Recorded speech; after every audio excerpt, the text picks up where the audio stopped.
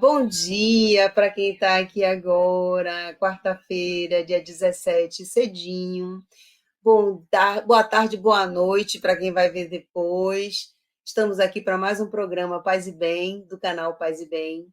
Eu sou Mônica Mendes, uma mulher negra de pele clara, meu cabelo é crespo e hoje eu estou com ele solto, tenho os olhos pretos, sou mãe, administradora de formação, trabalho na área de TI para agências de turismo. Faço parte da coordenação do Coletivo Espíritas à Esquerda e de diversos outros coletivos antirracistas e feministas, sempre na luta diária contra todo tipo de preconceitos, né? Isso faz parte da vida da gente, a gente não pode abrir mão disso, nós não podemos mais nos silenciar, nem ficar neutro. Eu não quero me meter nisso para não procurar confusão, eu não quero arrumar inimizade. Tem sim como a gente fazer tudo isso sem procurar confusão e sem buscar inimizade, porque nós precisamos nos posicionar, nós, mulheres, nós, pessoas negras, não podemos mais nos calar para as injustiças, para os preconceitos, para todas as coisas que nós sofremos, e o silenciamento é horrível. Isso a gente não pode se permitir mais. Quero também, mais uma vez, agradecer a Carla Pavão, minha Carlinha, pelo convite, pela confiança, e até dizer o seguinte, eu quero aproveitar para dizer que esse projeto eu estou construindo coletivamente com as mulheres da Coordenação Nacional dos Espíritas à Esquerda. Por isso, eu também quero agradecer a Mariela Bier, a Marta Timóteo, a Rosângela Vilaça pelo apoio, produção e construção da minha participação, de todas as minhas participações nesse programa. Nós estamos fazendo reuniões semanais para trazer para vocês o melhor trabalho possível. Eu espero que fique bom, que todos gostem e podem sugerir, podem curtir, podem comentar, podem compartilhar. E a gente está aqui para fazer uma construção juntos, juntos e juntas para isso.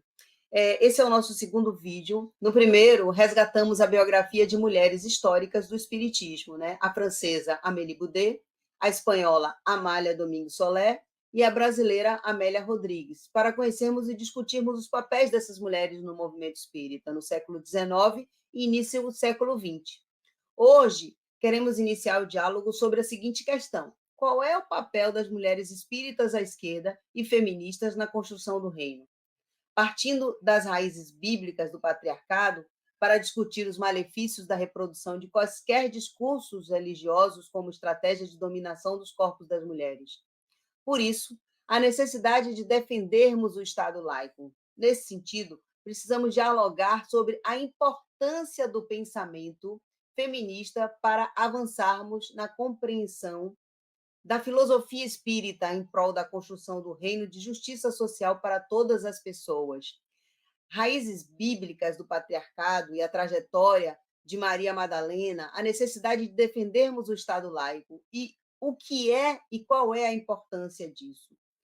Para compreender as estratégias de dominação do patriarcado sobre a vida das mulheres, é necessário resgatar os valores reproduzidos há séculos pelo pensamento religioso judaico-cristão. No Velho Testamento, há a clássica história mítica de Adão e Eva, sendo ela, segundo o relato bíblico, criada da costela de Adão para ser uma ajuda adequada ao homem. Eva teria seduzido Adão com o fruto do conhecimento do bem e do mal, tendo sido culpada pelo Deus bíblico pelo comportamento do homem primário dessa narrativa mítica e sendo responsabilizada pela perda do paraíso para toda a humanidade. Deus ainda a puniu com o sofrimento da gravidez, com a dor do parto e com a submissão ao homem, e puniu o homem com o trabalho para sobreviver. Adãos, por favor, melhorem. Evas, não aceitem essa culpa porque ela não nos pertence. Já no Novo Testamento, Maria Madalena foi difamada a partir do século VI pelo Papa Gregório e sua manipulação dos textos evangélicos, colocando-a erroneamente no papel de mulher adúltera. Mesmo que recentemente, em 2017, o Papa Francisco tenha admitido o equívoco e afirmado que Maria Madalena é apóstola de Jesus, esse fato ainda é pouco conhecido no cristianismo. E ela continua sendo sempre que citada como a mulher adúltera, sempre na questão da difamação. Então, a gente tem que ter muito cuidado com essa manipulação do patriarcado e da interferência da Igreja Católica na verdadeira história. Ainda no Novo Testamento, na primeira carta de Paulo aos Coríntios, no capítulo 14, versículos 34 e 35, encontramos a seguinte proposição. Deixa eu ler aqui para vocês. Abre aspas. As vossas mulheres estejam caladas nas igrejas, porque não lhes é permitido falar, mas estejam sujeitas, como também ordena a lei. E se querem aprender alguma coisa, interroguem em casa os seus próprios maridos, porque é vergonhoso que as mulheres falem na igreja. Olha que absurdo. Essa é a realidade da raiz do patriarcado dentro da Igreja Católica e que a gente tem que ter muito cuidado. Essa tradição bíblico-patriarcal é uma das opressões expostas por Rosa Luxemburgo no seu texto O Socialismo e as Igrejas, de 1905, que nos advertiu da seguinte forma, abre aspas, vou ler também para vocês.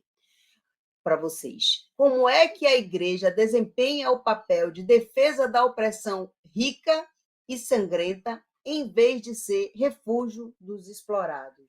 Para entender esse fenômeno estranho, basta lançar os olhos sobre a história da igreja e examinar a evolução pela qual ela passou ao longo dos séculos.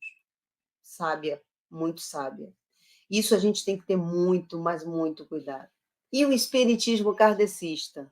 O espiritismo kardecista, colocando-se como terceira revelação, portanto, um desenvolvimento do cristianismo, deu um importante passo no sentido de igualar os direitos entre homens e mulheres. Entretanto, como se pode ler na resposta à questão 822 de O Livro dos Espíritos, ainda coloca a mulher no lugar exclusivo de responsável pelas tarefas do lar. Ou seja, o espiritismo kardecista propõe uma mulher recatada e do lar. Eu vou ler a questão 822 para vocês acompanharem o raciocínio junto comigo. Abre aspas. Sendo iguais perante a lei de Deus, devem os homens ser iguais também perante as leis humanas? Resposta. O primeiro princípio de justiça é este: não façais aos outros o que não querereis que vos fizessem. Ah, insiste a pergunta. Assim sendo, uma legislação, para ser perfeitamente justa, deve consagrar a igualdade dos direitos do homem e da mulher? Olha a resposta. Vamos à resposta. Aí é que está a pérola. Dos direitos, sim. Das funções, não. Preciso é que cada um esteja no lugar que lhe compete. Onde é o lugar de mulher, gente? Ocupa-se do exterior o homem e do interior a mulher. Cada um de acordo com a sua aptidão. Qual é a aptidão, gente? A lei humana, para ser equitativa, deve consagrar a igualdade dos direitos do homem e da mulher. Todo privilégio a um ou a outro concedido é contrário à justiça. A emancipação da mulher acompanha o progresso da civilização. Sua escravização marcha de par com a barbárie. Os sexos, além disso, só existem na organização física, visto que os espíritos podem encarnar num ou no outro. Sob esse aspecto, nenhuma diferença há entre eles. Devem, por conseguinte, gozar dos mesmos direitos. Como se viu, o texto espírita avançou no sentido de igualar os direitos entre os gêneros, mas insiste em colocar nós mulheres num lugar determinado na caixinha de bela, recatada e do lar. E como já sabemos, o lugar de mulher é onde ela quiser. Hoje a gente sabe que a gente tem mulher em diversas funções que eram atribuídas antes só a homens, e isso não existe mais. A gente sabe que isso é coisa do passado. Não tem mais que falar nem pensar nesse tipo de situação. Ah, Mônica, mas não é assim da época, século XIX, Kardec? Não, gente, não é. Nessa época, as mulheres já trabalhavam nas fábricas, as mulheres não trabalhavam só dentro de casa. As mulheres trabalhavam na fábrica e as mulheres trabalhavam em casa, como a gente tem isso até hoje. Então, assim, tá bom, foi século XIX, foi. E as mulheres que estavam trabalhando na fábrica, e as mulheres que trabalhavam escravizadas nas fazendas, nas lavouras. Então, assim, sabe, estranho essa resposta, deixa certa, assim, uma certa dúvida. É a raiz do patriarcado mesmo sendo arrastada dentro do espiritismo. Apesar dessa estranha afirmação encontrada na questão 822 do Livro dos Espíritos, algumas mulheres não se submeteram a essa dominação proposta e, superando as fortes resistências sociais, elas foram capazes de dar importantes contribuições ao próprio pensamento espírita, como já falei no nosso vídeo passado, no nosso vídeo anterior. E elas ainda hoje são invisibilizadas pelo movimento espírita. Tem algumas que eu falei que vocês nem tinham conhecimento. Tirando a Amélie Baudet, as outras, pouquíssimas pessoas já ouviram falar. E essas mulheres não estão só no nosso passado. Nós temos hoje muitas mulheres espíritas prontas e capazes de contribuir para o progresso do pensamento espírita e da condição da mulher na sociedade. E quais seriam essas contribuições das mulheres espíritas e feministas para o progresso do pensamento filosófico espírita? Quais seriam? Não podemos mais nos calar. Precisamos conquistar o espaço na sociedade em geral e no movimento espírita em particular, para falar, para escrever, para dirigir grupos e para presidir as casas espíritas. Não nos cabe mais aceitar o papel de coadjuvantes, pois não somos só apoio, não somos só ajudantes, não somos Evas criadas para auxiliar o patriarcado. Precisamos assumir o protagonismo e ter voz ativa no projeto de transformação de uma sociedade mais justa e digna para todas as pessoas. Precisamos resgatar a caridade espírita do apoio e suporte espiritual. Precisamos transformar as instituições espíritas num espaço verdadeiramente popular, para que todas as mulheres oprimidas por essa sociedade extremamente injusta possam também delas participar como protagonistas, contribuindo efetivamente na construção do pensamento e da ação espírita. Precisamos lutar para que a caridade material, aquela que garante dignidade à vida humana, seja a responsabilidade do Estado e um direito para todas as pessoas, independente da classe. E, para isso, é necessário pensar na casa espírita como um espaço privilegiado de formação de militantes para a continuidade do anúncio e construção do reino proposto por Jesus. O reino de justiça, fraternidade, dignidade, igualdade e de amor para todas as pessoas. Como exemplo dessa luta pela dignidade material da vida humana, essa data de hoje, 17 de abril, é importante na luta pelo direito à moradia, que afeta principalmente mulheres em situação de vulnerabilidade social, muitas trabalhadoras que são submetidas a diferentes violações de direitos. 17 de abril é o nome da principal avenida de um bairro de conjunto habitacional chamado Guajuviras, na cidade de Canoas, no Rio Grande do Sul, cujo nome é uma referência histórica à luta por moradia. E por que isso? Porque 17 de abril de 1987 ocorreu uma ocupação no conjunto habitacional Ildo Meneghetti por pessoas sem moradia. Essa ocupação deu origem ao bairro Guajuviras, que na época foi considerado o maior aglomerado de habitações populares do estado do Rio Grande do Sul. Esse período marcou uma intensa luta pela moradia na região metropolitana de Porto Alegre. No Brasil, segundo dados estatísticos oficiais, as mulheres que chefiam famílias são as que mais sofrem com a falta de moradia. E, dentre essas mulheres, gente, as mulheres negras sofrem ainda mais esse grave drama social, evidenciando a necessidade da integração das mulheres na luta por seus direitos. Isso se chama feminismo, gente. Por isso nós estamos aqui. Esse é o nosso papel, até para que as pessoas entendam o que é feminismo, o que são as lutas das mulheres. Nós, mulheres, precisamos nos unir para lutar pelos nossos direitos. Nós, mulheres espíritas à esquerda, estamos aqui para marcar presença no cenário da política contemporânea brasileira com entusiasmo e fé, engajadas no anúncio e na construção do reino, na certeza de um mundo melhor e mais justo. Um reino com o rosto de Jesus em todas as faces, sejam elas de famintos miseráveis ou mulheres pobres, pretas, indígenas. Um reino sem homofobia, sem preconceitos e sem hipocrisia. Já está mais que provado que a hipocrisia travestida de discurso religioso, sem a racionalidade necessária, desencadeia efeitos perversos para a vida das pessoas.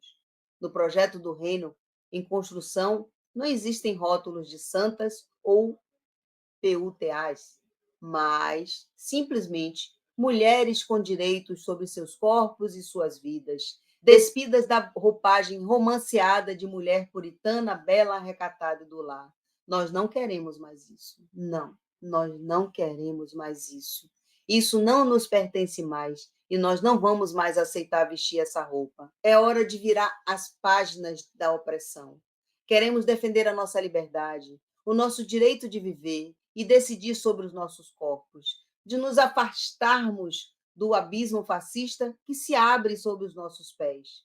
Já é hora de mostrar nosso rosto sem medo de ser feliz. Soltar o grito de liberdade que está entalado há séculos na nossa garganta. Vale lembrar que, para nós espíritas à esquerda, é indispensável a presença da mulher como uma pessoa política, que participa e constrói o projeto do reino, como também supera dogmas religiosos ou sociais que excluem, negam, julgam, condenam e atrasam a evolução espiritual de qualquer pessoa.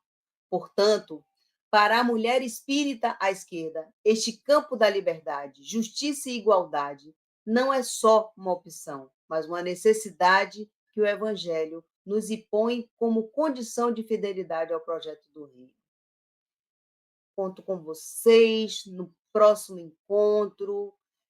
Espero que tenham gostado. Se tiver dúvidas, se quiser questionar mais alguma coisa, eu estou aqui para isso, e a nossa proposta é da gente sempre trabalhar temas que se liguem à questão do espiritismo, das mulheres, no meu caso também da questão antirracista, e o que vocês mais quiserem falar, que tiver dentro da minha condição, do meu conhecimento. Se eu não souber, eu vou dizer assim, gente, eu não sei. Mas agradeço muito, gratidão, fiquem em paz. Bom dia para todas as pessoas que estão aqui agora e para quem vai nos assistir depois.